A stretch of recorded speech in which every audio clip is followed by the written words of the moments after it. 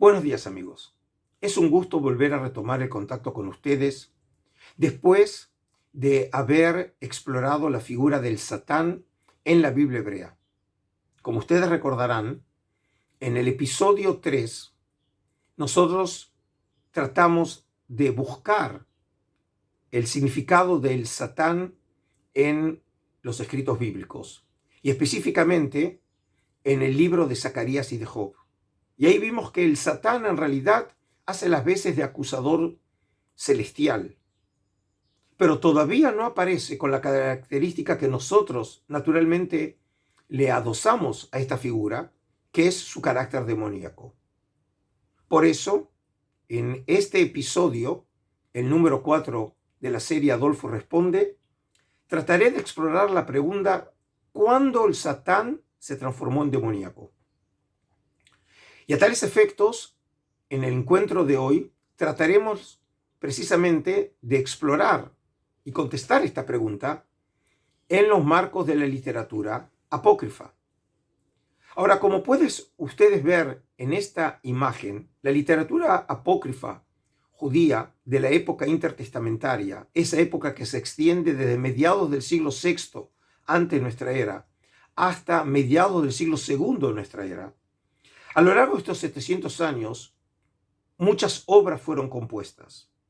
Como pueden ver, entran dentro de esta categoría, además de los apócrifos del Antiguo Testamento, es decir, de las obras que no entraron dentro de la Biblia hebrea, tenemos muchas de las obras que fueron escritas o editadas precisamente en esta época y que entraron dentro del canon palestinense, como así también los escritos de Flavio Josefo, de Filón de Alejandría, la traducción griega de las escrituras, llamada la de los 70 o Septuaginta, muchas de las obras halladas entre los rollos del Mar Muerto e incluso también las obras del Nuevo Testamento. Pero específicamente nosotros vamos a tratar en el encuentro de hoy una obra de estos apócrifos judíos que es el libro de Jubileos. Y nosotros vamos a citar específicamente esta obra a partir de la edición hecha por Alejandro Díez Macho en esa magnífica colección que se llama Apócrifos del Antiguo Testamento. Entonces, comencemos. A partir de fuentes literarias del siglo II antes de nuestra era, se empieza a encontrar en ellas la referencia a un nuevo personaje llamado Mastemá, usado para llamar al líder de las fuerzas del mal. Según se supone, el nombre parecería derivarse de una forma secundaria de la raíz hebrea Satán, la raíz hebrea para el sustantivo con el cual nosotros llamamos precisamente a ese enemigo u obstáculo que nosotros vimos en la Biblia hebrea. En esta Biblia hebrea, el término mastemá significa hostilidad, como se puede ver en el libro de Oseas capítulo 9, versículos 7 y 8. Pero con el pasar del tiempo, el término evolucionó hasta transformarse en la personificación de la hostilidad y en el nombre propio del ángel del mal, Mastemá. Este personaje es presentado con rasgos claros y de manera prominente en el libro apócrifo de Jubileos, una obra escrita en la tierra de Israel, algo así como para finales del siglo III y mediados del siglo II antes de nuestra era. Este libro se conoce en versión completa en etíope clásico, en Ge'ez, hecha a partir de la versión griega. Pero hoy sabemos que la obra original fue compuesta en la tierra de Israel, en hebreo, como dije, según lo confirman los manuscritos hallados de esta obra entre los rollos del Mar Muerto, especialmente en la cueva 4 de Qumrán. La primera aparición de Mastemá en esta composición es después de ocurrido el diluvio universal, cuando los hijos de Noé vinieron a este hombre justo para quejarse por el ataque de los demonios y malos espíritus. Y así reza el libro de los jubileos, que se caracteriza por recontar o parafrasear las historias que nosotros tenemos en el libro de Génesis, en el Pentateuco y los primeros capítulos de Éxodo. Pues entonces veamos la versión de jubileos de esta historia de carácter apócrifo que no aparece en nuestras escrituras. Y así dice el texto.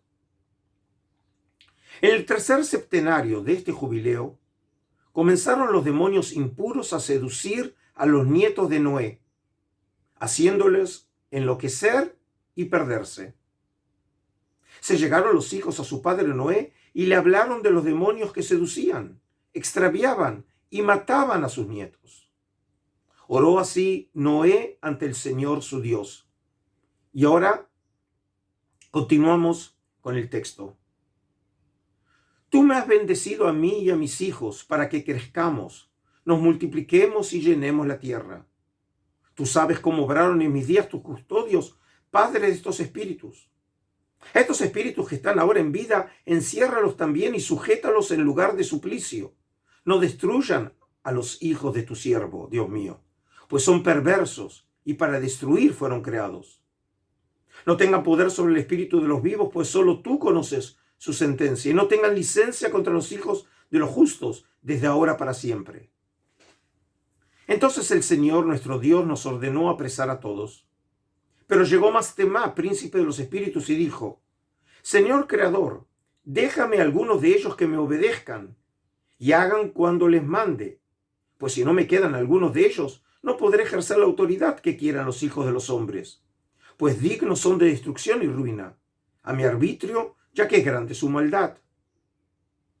Ordenó Dios entonces que quedara con Mastemá una 10ª parte, y que las otras 9 descendieran al lugar de suplicio. A uno de nosotros dijo que enseñáramos a Noé toda su medicina, pues sabía que no se conducirían rectamente, ni procurarían justicia. Obramos según su palabra. A todos los malos que hacían daño los encarcelamos en el lugar de suplicio, pero dejamos una 10ª parte para que sirvieran a Satanás sobre la tierra. Y comunicamos a Noé los remedios de las enfermedades, juntamente con sus engaños, para que curase con las plantas de la tierra. Noé escribió todo como se lo enseñamos en un libro, con todas las clases de medicina, y los malos espíritus quedaron sin acceso a los hijos de Noé. En este relato, entonces, Mastemá aparece como un ser angelical, miembro de la corte celestial, en donde su función era ser responsable del mal en el mundo. Pero Mastemá no es presentado como un ser independiente y hostil a Dios, sino antes bien como un ser obediente y sujeto al gobierno de Yahvé en el mundo. Sin embargo, en otras secciones del libro, Mastemá aparece dibujado con tintes muy diferentes. A manera de ejemplo, veamos cómo el autor de Jubileos recontaba el evento intrigante y misterioso que le había sucedido a Moisés en ocasión de su regreso de la tierra de Madián a Egipto. Pero para entender la transformación sufrida por el relato original presente en el Pentateuco, veamos la versión de Éxodo capítulo 4. Y así reza el texto de Éxodo. Y sucedió que en el camino le salió al encuentro de Yahvé en el lugar donde pasaba la noche y quiso darle muerte. Tomó entonces Seforá un cuchillo de pedernal y cortando el prepucio de su hijo tocó los pies de Moisés diciendo: Tú eres para mí esposo de sangre. Y Yahvé le soltó, y ella había dicho esposo de sangre por la circuncisión. Como es claramente discernible en este texto, Yahvé ataca a Moisés sin ninguna explicación al respecto. Podemos decir que el hecho contradice el contexto narrativo, según el cual Yahvé le había ordenado a Moisés volver a Egipto para liberar a Israel. Por tanto, la acción de Yahvé es totalmente incomprensible a la luz de la lógica de la narración. ¿Cómo explicar este relato y el comportamiento sorprendente de Dios? El autor de Jubileos solucionó, entre comillas, podemos decir, este desafío narrativo teológico al cambiar la identidad del agresor. Y así reza el texto de Jubileos en el capítulo 48. En el año sexto del tercer septenario del jubileo 49, fuiste a morar a la tierra de Madián durante 5 septenarios y 1 año. Para que puedan entender el texto, el que está hablando es llamado el ángel de la faz, que le está comentando a Moisés en el monte Sinaí lo que le sucedió en el pasado de su vida. Y continúa el texto. Volviste a Egipto en el 2º septenario, año 2 del jubileo 50. Tú sabes lo que Dios te habló en el monte Sinaí y lo que quiso hacer contigo el príncipe Mastemá cuando volvías a Egipto, en el camino donde lo encontraste en la posada. ¿No quiso matarte con toda su fuerza y salvar a los egipcios de tu mano cuando vio que había sido enviado a hacer justicia y tomar venganza de ellos? Pero te salvé de tu mano. Como podemos nosotros concluir a partir de esta relectura del texto original de Éxodo, al cambiar la identidad de Yahvé en la versión bíblica por Mastemá, como lo vimos en Jubileo, el autor de este libro apócrifo desarrolló una estrategia que le permitía liberar a Dios de toda responsabilidad por el intento de asesinato de Moisés. De esta manera, entonces, Mastemá asumió todo el aspecto demoníaco de Yahvé, desdoblando la unidad original de Dios en 2 entes opuestos, pero complementarios, Yahvé y Mastemá. Y así llegó a su pleno desarrollo el proceso comenzado a comienzos de la época persa, como vimos en Zacarías y Job, cuando Yahvé había comenzado a desdoblarse en un Dios misericordioso y en Satán, un ser celoso por la justicia sin miramientos. Pero en el libro de Jubileos, no obstante, la figura de Mastemá no llegó nunca a convertirse en un ser independiente, en un verdadero rival de Yahvé en el universo. Mastemá sigue siendo, en la perspectiva del autor de Jubileos, todavía un ángel que forma parte de la corte celestial. De esta manera, hemos llegado al final de este episodio, en donde tratamos la figura de Satán Mastemá en una de las obras claves del judaísmo intertestamentario, el libro de Jubileos.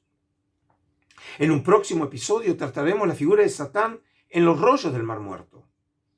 Hasta entonces, les envío mis más calurosos saludos y bendiciones desde Israel.